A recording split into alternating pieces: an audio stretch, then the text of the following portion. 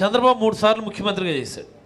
14 సంవత్సరాలు ముఖ్యమంత్రిగా చేసిన సమయంలో ఏ రోజు కూడా ఆయన ఒక్కటంటే ఒక్క మెడికల్ కాలేజీకి శంకుస్థాపన కానీ ప్రారంభం కానీ చేయలేనటువంటి పరిస్థితిలో ఉంటే, ఇదే జగన్మోహన్ రెడ్డి గారు ప్రతి జిల్లాలో మెడికల్ కాలేజ్ ఉండాలని 19 మెడికల్ కాలేజీలు మంజూరు చేయించినటువంటి ఘనత జగన్మోహన్ రెడ్డి గారు.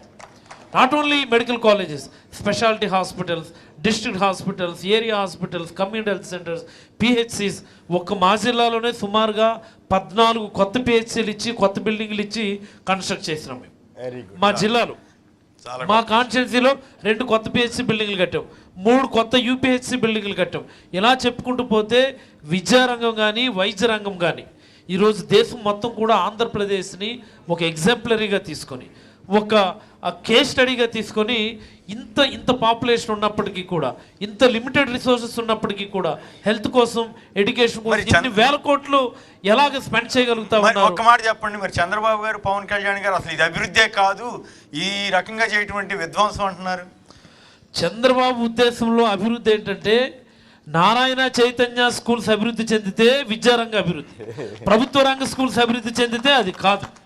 మరి at the same time private medical కాలేజీలు అభివృద్ధి చెందితే వైద్య రంగం అభివృద్ధి, ప్రభుత్వ మెడికల్ కాలేజీలు అభివృద్ధి చెందితే అది అభివృద్ధి కాదు చంద్రబాబు దృష్టిలో.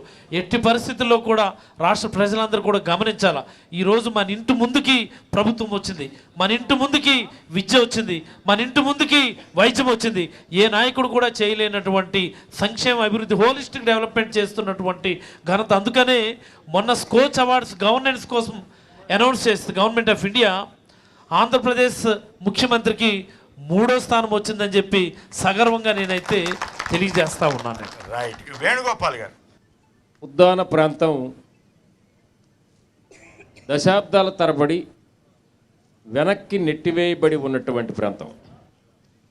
రాజకీయంగా, సామాజికంగా ఎన్నో విధాలుగా చైతన్యవంతమైనటువంటి ప్రాంతం అయినప్పటికీ కూడా అన్ని రకాలుగా విద్య, వైద్యం, సామాజిక ప్రగతి అన్నింటా కూడా వెనుకబడి ఉన్నటువంటి ఈ ప్రాంతంలో అద్భుతమైనటువంటి ఫలితాలు ఈ 4-5 ఏళ్ల కాలంలో చూడగలిగామని మనం చెప్పుకోవాలి. దశాబ్దాల తరబడి మనం చూస్తూ ఉన్నటువంటి విషయం, ఉద్దాన ప్రాంతంలో కిడ్నీ వ్యాధులకు సంబంధించినటువంటి సమస్య.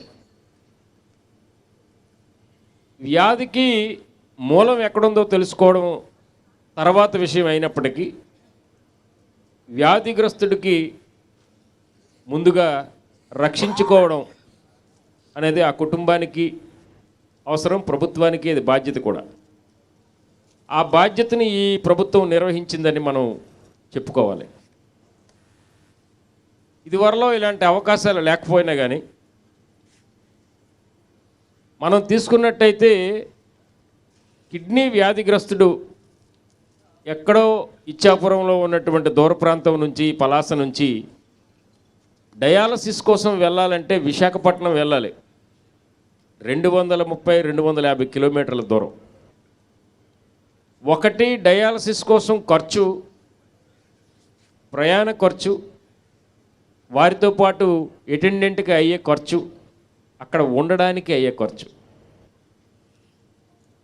అనారోగ్యంతో బాధపడుతూ మరొకవైపు ఆరోగ్యం లేక ఇబ్బంది, ఆర్థిక ఇబ్బంది, రెండు ఈవేళ లేకుండా జగన్మోహన్ రెడ్డి గారి ప్రభుత్వం చేయగలిగిందని మనం చెప్పుకోవాలి. అలాగే వాటర్ స్కీమ్స్కి ఉద్దాన ప్రాంతంలో ఉండేటటువంటి 100 గ్రామాలకి తాగునీటి సౌకర్యం అందించడానికి ప్రయత్నం చేసినందుకు హృదయపూర్వకంగా గౌరవ ముఖ్యమంత్రి గారికి, ఈ ప్రాంతానికి చెందినటువంటి మంత్రి గారికి, జిల్లాలోని ప్రజాప్రతినిధులందరికీ హృదయపూర్వకంగా అభినందనలు, ధన్యవాదాలు. Thank you very much. Chintada Ravikumar గారు, ఇంజనీరింగ్ ప్రొఫెసర్ గారు, కాలేజీ ప్రొఫెసర్ గారు మాట్లాడారు. కిడ్నీ హాస్పిటల్ అయితేనే, లేకపోతే Uddanam surface drinking water, Vamsadhara project, అలాగే offshore reservoir, TRIMS medical college, అలాగే అంబేద్కర్ యూనివర్సిటీ, ఈరోజు మూలపేట పోర్టు, ఇలాంటి ఏ కార్యక్రమం చూసుకున్నా, ఏ ప్రాజెక్ట్ చూసుకున్నా అది రాజశేఖర్ రెడ్డి గారైనా ప్రారంభించిన ప్రాజెక్ట్ అయి ఉంది, లేకపోతే మన జగన్మోహన్ రెడ్డి గారైనా ప్రారంభించినటువంటి ప్రాజెక్ట్ అయి ఉంది. ఈరోజు Uddanam surface drinking water project చూసుకున్నట్లయితే దశాబ్దాల తరబడి ఉద్దానం ప్రాంతం అంతా కిడ్నీ రోగాలతో బాధపడి రోగం వచ్చిన వాళ్ళు ఏంటంటే వీళ్ళు ఎప్పుడు చనిపోతారా, వాళ్ళని బయటికి వేసేద్దామా, ఎందుకనంటే డయాలసిస్ చేసుకునే ఆర్థిక స్తోమత వాళ్ళకి లేదు. సో అటువంటి పరిస్థితుల్లో అదే ఒకే గవర్నమెంట్లో స్టార్ట్ చేసి 700 కోట్ల రూపాయల ప్రాజెక్టు మళ్ళీ అదే గవర్నమెంట్లో ప్రారంభించడం అనేది ఇప్పటి వరకు చరిత్రలో లేదు. సో అలాంటి మంచి వ్యక్తిని మనం ఎప్పుడు ప్రోత్సహించాలి.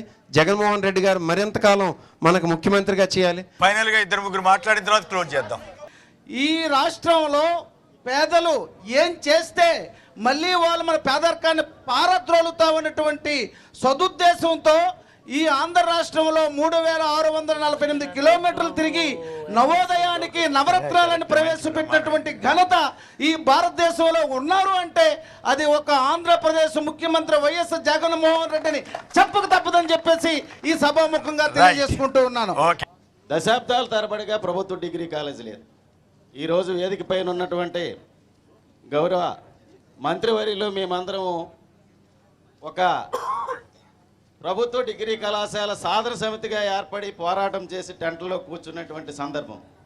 అదే ఆయన అధికారంలోకి ప్రభుత్వం వచ్చిన తర్వాత వెంటనే ప్రభుత్వ డిగ్రీ కళాశాల మంజూరు చేసిన ఘనత కూడా ఆయనకి దక్కింది.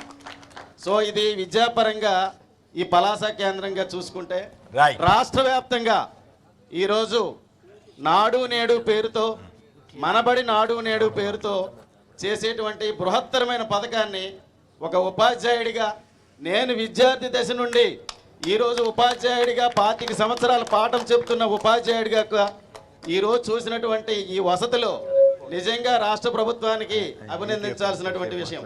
ఇచ్చాపురం నియోజకవర్గం ఎప్పుడు కూడా తెలుగుదేశంకి అడ్డా సార్. అది ఒక రాజశేఖర రెడ్డి టైంలోనే నరేష్ కుమార్ అగర్వాల్ లల్లు గారు గెలిచారు.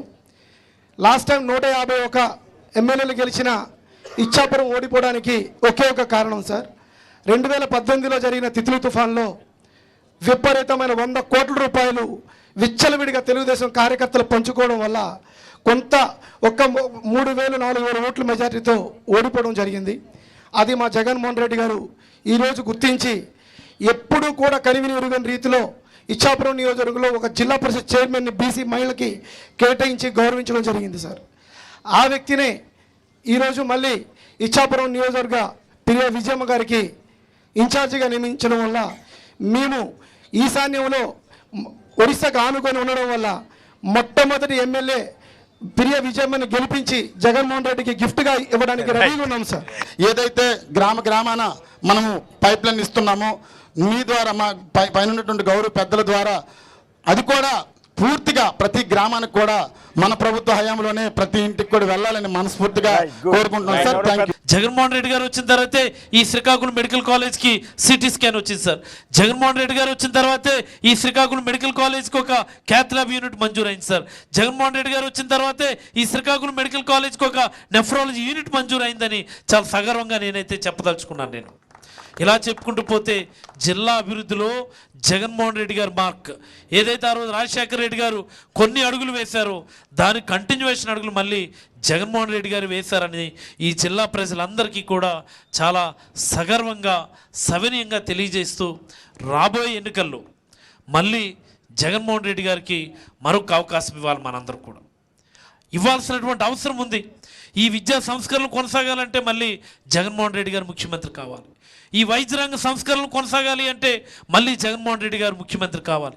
ఈరోజు పేద ప్రజల ఇంటికి ప్రభుత్వం వచ్చి నీకేం కావాలి, నీకు అర్హత ఉందా లేదని అడిగే పరిస్థితి కొనసాగాలి అంటే మళ్ళీ జగన్మోహన్ రెడ్డి గారు ముఖ్యమంత్రి కావాలి. పేదలు తలెత్తుకొని జీవించాలి అంటే జగన్మోహన్ రెడ్డి గారు ముఖ్యమంత్రి కావాలి. ఈ ఆధునిక అంటరానితనం రూపు మాపాలి అంటే జగన్మోహన్ రెడ్డి గారు ముఖ్యమంత్రి కావాలి. జగన్మోహన్ రెడ్డి గారిని ఆశీర్వదించండి. జగన్మోహన్ రెడ్డి గారికి మళ్ళీ అవకాశం ఇవ్వండి. జగన్మోహన్ రెడ్డి గారు రావాలి, జగన్మోహన్ రెడ్డి గారే కావాలని నేనైతే చాలా బలంగా అభిప్రాయపడుతూ నాకు ఈ అవకాశం ఇచ్చినటువంటి మీకు మరొకమారు హృదయపూర్వకమైనటువంటి ధన్యవాదాలు తెలియజేస్తూ సెలవు తీసుకుంటాం. రైట్, ఫైనల్గా చెప్పండి, ఈ ప్రజాప్రస్థానం కార్యక్రమంలో నిజంగా జగన్ గారు బ్రహ్మాండమైన అభివృద్ధి చేయడానికి బాటలు వేస్తున్నట్లుగా మీరంతా నమ్ముతున్నారా? సో అందరూ అభినందనలు తెలియజేస్తామా జగన్ గారికి? రైట్, అందరూ తప్పట్లు కొట్టి ముగిద్దాం.